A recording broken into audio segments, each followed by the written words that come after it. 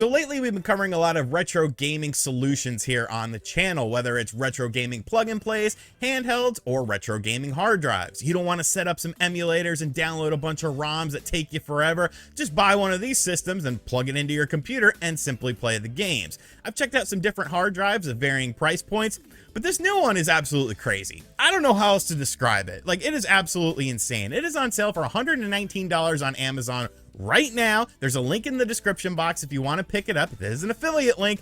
And yeah, I don't even know how to describe it. So I'm just going to show you guys what's on it, and you'll see if you want to get it or not. But I have a sneaking suspicion you might want to pick this up. All right, so you simply plug in this hard drive into your computer or mini PC. I am using a Beelink SER5 mini PC that I've reviewed here on the channel before. Retails for a little over $400, commonly on sale for $329 on Amazon. I'll have a link to it in the description box down below, along with this hard drive, just in case these things happen to work in perfect harmony and you want to pick one of these up. Now, this is running a Launchbox version on the system, which is a very easy plug and play solution. It's pretty easy to add additional stuff. If you see a console on here and you're like, well, where's the Sega Genesis, for instance? I was kind of surprised there was no Sega Genesis on here, but there isn't Sega Genesis on here, but there's Super Nintendo on here. But should you want to add something to it, the interface is very easy to use. You can see here, there's a bunch of different options that you could do. Basically, get rid of a couple disc-based games and you'll have enough room for, I mean, whatever the hell you want. I guess you would want some Sega Genesis on here.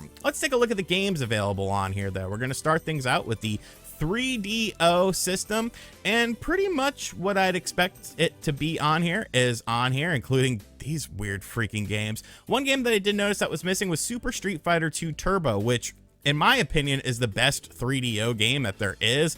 But hey, I guess you can't win them all, but it has a decent enough library of stuff. I was a fan of Slam and Jam. I love those big chunky sprites and the way it would sort of rotate and stuff like that. So 3DO, pretty decent. You got your Dragon's Lair. N64, once again, you're getting pretty much your who's who of the games available on this system. Once again, if you see something and you're like, hey, where's this particular game, very easy to add it through the menu interface, pending that you have the room on your hard drive, but you could always delete something that, hey, you're not going to play or whatever. But definitely very impressed with the lineup here. No WCW NWO Revenge, just WWF No Mercy, which, I mean, technically it is the better game, but whatever, the roster on Revenge is better. Nintendo DS, you got your Castlevanias, which, I mean, are some of the best games. You got your Chrono Triggers, you got your Fire Emblems, you've got all sorts of stuff on here, your Legend of Zeldas as well. Pretty much the games you would expect, the more top tier sort of popular titles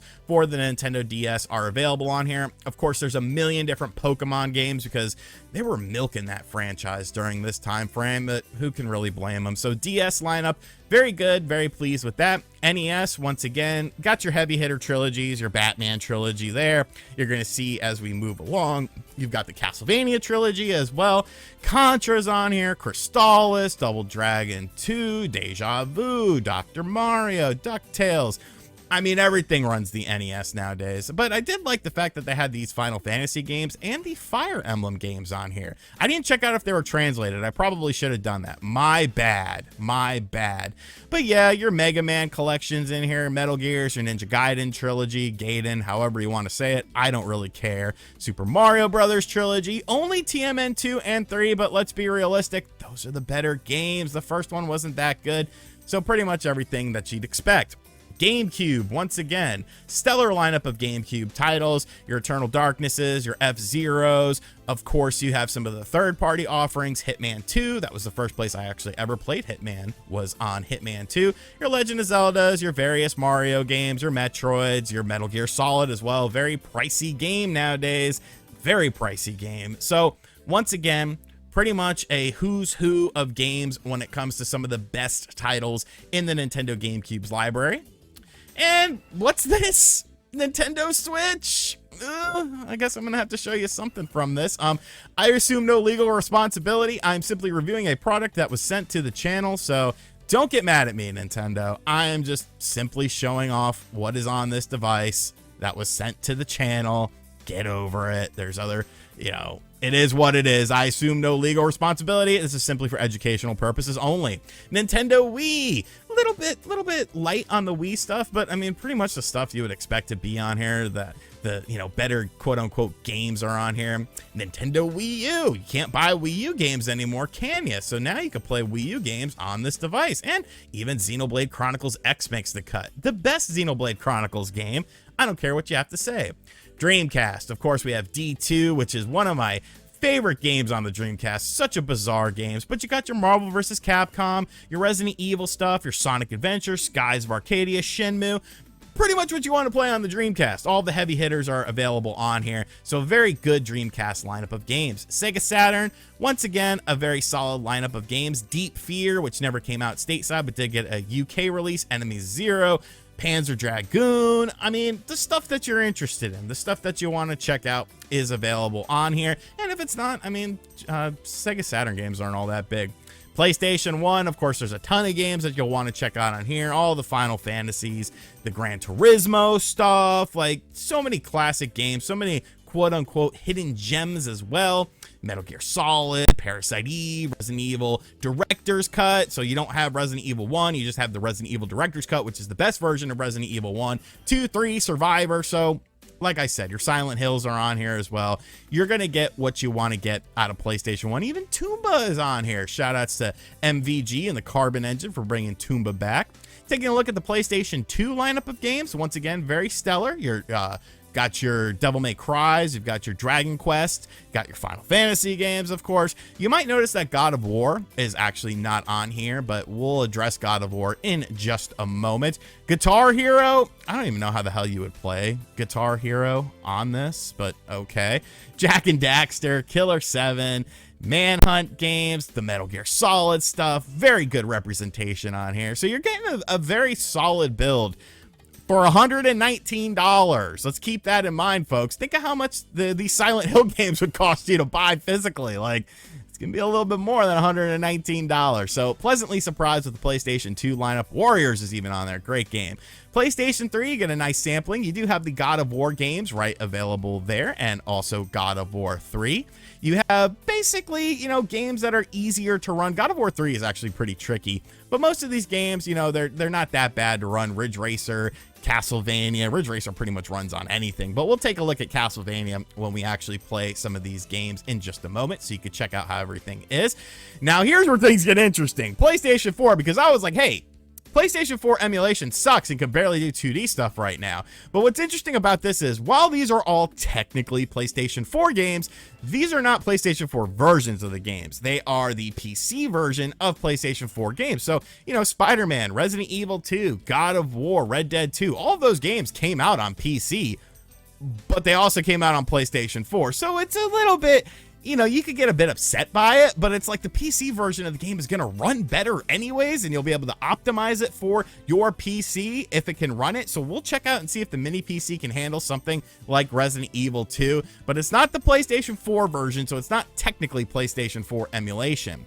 PSP, once again, you got your games that you'd pretty much expect to be on here, your God of Wars, your Grand Theft Autos, Metal Gears on here as well, all the good stuff from those classic PSP memories. I had a lot of fond memories of the PSP. I actually won a bet with my mother when she was visiting me in town, and she had to buy me a PSP. I always win. Super Nintendo is on here as well with all of the classic titles. I mean, your Donkey Kongs, your Castlevanias are on here too, your Final Fantasies, Earthworm Jim, even though Earthworm Jim is arguably better on the Sega Genesis. Mortal Kombat, we have Super Castlevania, because I know you were wondering, where's Castlevania 4? There it is, right there. And we even have some various Windows games to check out.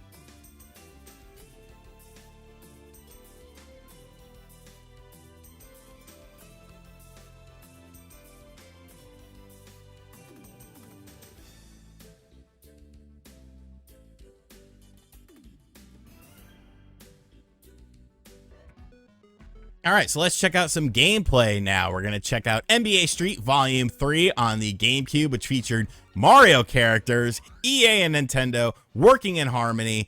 Who would have thought that that was going to be a thing? You can see here that the textures are indeed upscaled, and this game is so much fun. Like, I had a hell of a time figuring out the controls. That GameCube controller was so weird, but you can see it's running great like it should. It still looks really good. That's the thing about GameCube games is, they've definitely held up their visual style over time. Like, you upscale stuff like GameCube and Dreamcast stuff, and for some reason it just looks absolutely phenomenal. So, you know, a definite fun game to check out if you've never checked it out before. Even if you have played it and you own it on the GameCube, you know, being able to play it upscaled is definitely a pretty fun time to be had.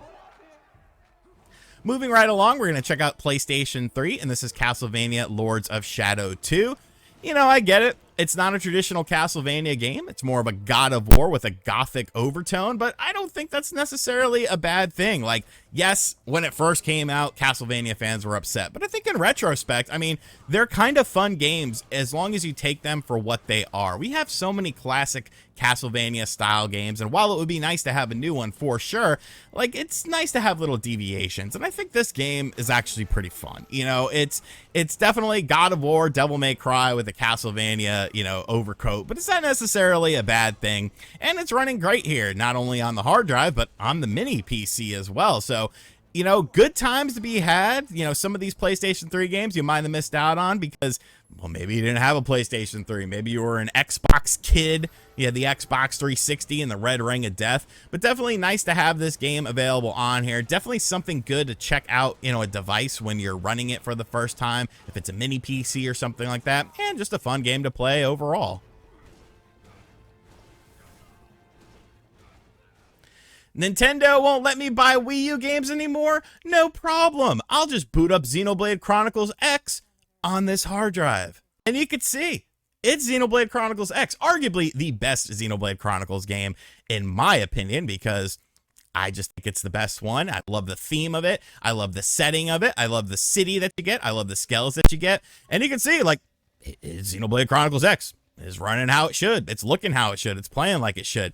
I was having a hell of a time figuring out the controls of it, but hey, that's a story for another day. But yeah, this is running fantastically. So, you know, Nintendo doesn't give you the option to buy Wii U games anymore, to the point of where they can, you know, make money off of it. It's all secondary market. So, you know, everyone's going to talk about the legality of this, gray area stuff, and that's fine. That's a conversation to be had. I'm simply just showing you, for educational purposes, what this device has on it and how this device works. So keep that in mind when we're looking at some various games. But I love this game to death.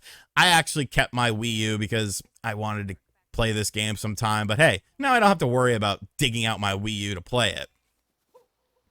Now, I don't know what this game is. I don't know if this is a homebrew, or I think it was called Nintendo Swatch or something like that. I don't know if that came out only in China or something like that. Super Mario Odyssey? I don't know, man. It was just on the hard drive. I'm just taking a look at something on the hard drive. All I know is, though, we better move on to something else before I get a knock at my door. Once again, educational purposes only. Educational purposes only. So yeah, this hard drive is crazy. I absolutely love it because now I have this hard drive that will allow me to check any mini PC that I get in terms of quality, in terms of what it can do, not only with retro games, but with more sort of modern stuff. So I absolutely love that aspect of it. I love the differentiating games on here as well. I do feel like it is a bit of a missed opportunity to not have any Sega Genesis stuff, really. Like, it seems like they just kind of pretended the Sega Genesis didn't exist, which is kind of a shame, but you could always just remove a game or two of the higher end stuff and put a full Genesis library in there and be done with it, because it is Launchbox. It's very easy to navigate, very easy to choose your games, and everything that I tried out worked great. So I love this hard drive. There's a link to it in the description box down below. At $119, like, you can't go wrong. Pick up the mini PC I got, pick up the hard drive, and just have your own little retro emulation build for $450, and you can play some of the best games of all time, including some modern stuff as well. Let me know what you think of this in the comments section down below. And as always, guys, thank you for checking out this video. If you're new to the channel, make sure you hit that subscribe button, like, comment, and share. Hit the bell as well. And as always, the Emulation King will catch you guys on the next video. Later.